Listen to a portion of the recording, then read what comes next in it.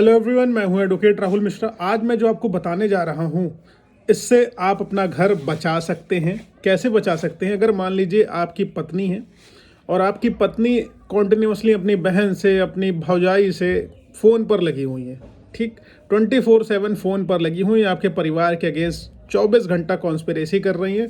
उन्हीं के कहने पर आपकी वाइफ जो है कोई कृत्य करती चली आ रही है, तो इसको क्या हो गया? इसको हम क्या कहेंगे? भड़काना या उकसाना, जिसको बोलते हैं अबेटमेंट।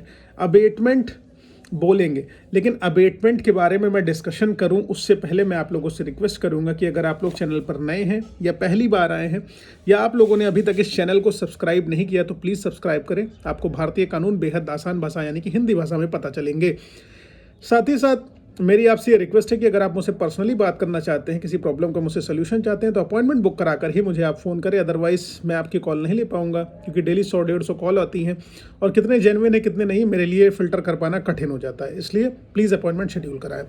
चलिए देखिए दोस्तों, आईपीसी का सेक्शन 114 ये कहता है अबेटमेंट के बारे में कि अगर कोई व्यक्ति किसी व्यक्ति को अपनी उपस्थिति में अपराध करने के लिए भड़काता है और उस व्यक्ति के द्वारा उस अपराध को कारित कर दिया जाता है, यानी कि जैसे फॉर एग्जांपल मेरी पत्नी है, मेरी पत्नी को उसकी मदर फ़ोन करती हैं और वो कॉन्टिन्यूसली उसको मेरी माता के खिलाफ भड़काती है कि तुम उसे जाके थप्पड़ मार दो या उसे गालियाँ दे दो।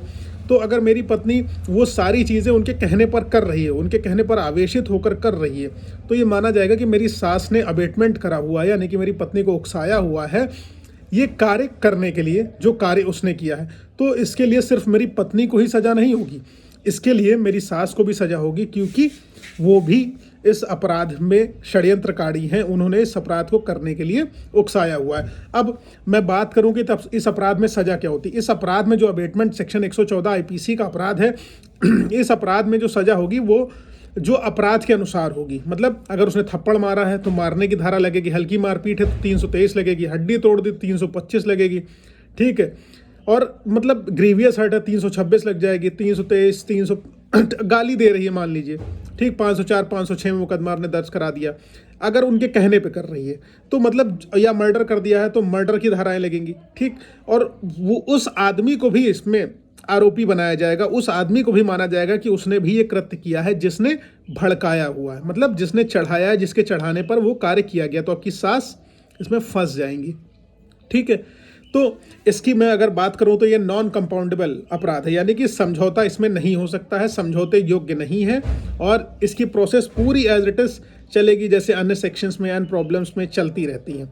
तो आई होप आप लोगों को क्लियर है कि अगर आपकी सास या आप उसके रिश्तेदार या उसके घर वाले या कोई भी व्यक्ति समाज में आपके अगेंस्ट किसी भी प्रकार से किसी व्यक्ति को भड़का कर अपराध कारित करा रहा है, तो आईपीसी के सेक्शन 114 में आप उस पर सजा कारित करवा सकते हैं, उसको जेल भिजवा सकते हैं।